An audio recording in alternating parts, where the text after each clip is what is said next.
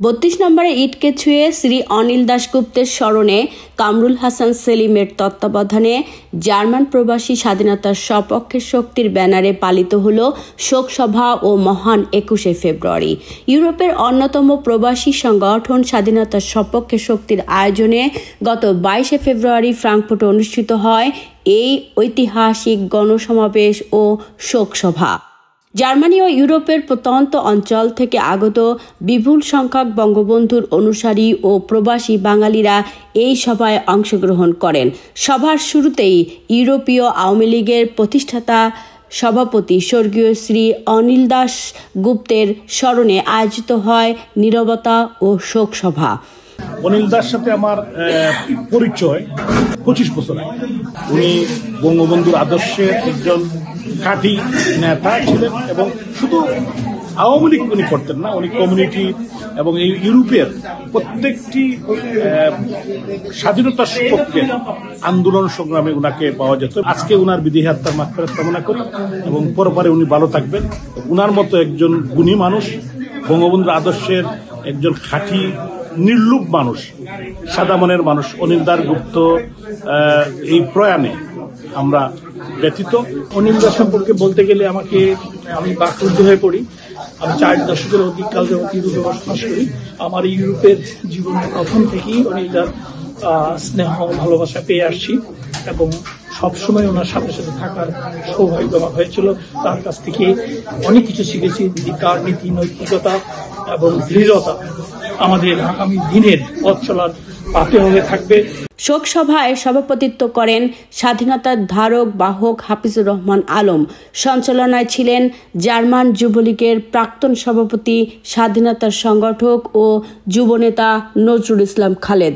শোক সভায় প্রধান বক্তা ছিলেন সর্ব ইউরোপীয় মুক্তিযোদ্ধা সংসদের সভাপতি, বীর মুক্তিযোদ্ধা জনাব আমিনুর রহমান খসরু।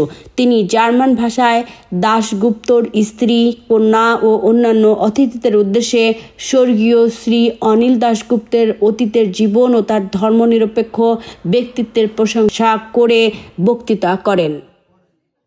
সবার শুরুতেই অনিল দাশগুপ্তের জীবনের উপর বক্তব্য রাখেন ঢাকা নিউ মডেল কলেজের ভিপি জাহিদুল ইসলাম পুলক।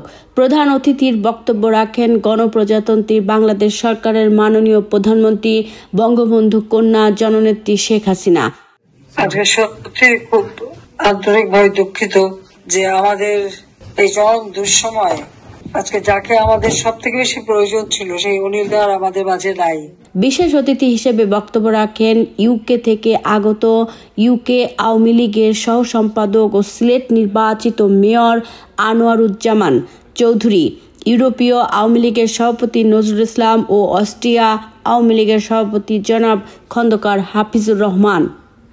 অন্যান্য বক্তাগণের মধ্যে ছিলেন যুক্তরাজ্য আওয়ামী লীগের জনাব Asadur Rahman Asad, councillor Sylhet city corporation জনাব খন্দকার হাফিজ নাসিম, সভাপতি অস্ট্রিয়া আওয়ামী লীগ জনাব মহসিন হায়দার মনি, বীর মুক্তিযোদ্ধা জনাব মকসুদ রহমান, সাধারণ সম্পাদক ক্যাম্ব্রিজ আওয়ামী লীগ যুক্তরাজ্য, ইউরোপীয় বঙ্গবন্ধু পরিষদের প্রতিষ্ঠাতা ও জার্মান সিডিও মাইন্স শাখার ক্যাশিয়ার জনাব ইউনুস আলী খান, জনাব হাকিম টিটু, জনাব তোফাজ্জল হোসেন সিন্টু, জনাব জাহাঙ্গীর হোসেন, জনাব কাজী আসিফ হোসেন দীপ, কাজী মাসুম যুগ্ম সম্পাদক যুক্তরাজ্য যুবলীগ ও শিবলুর চৌধুরী যুক্তরাজ্য আওয়ামী লীগ, এছাড়াও আরও অনেকে।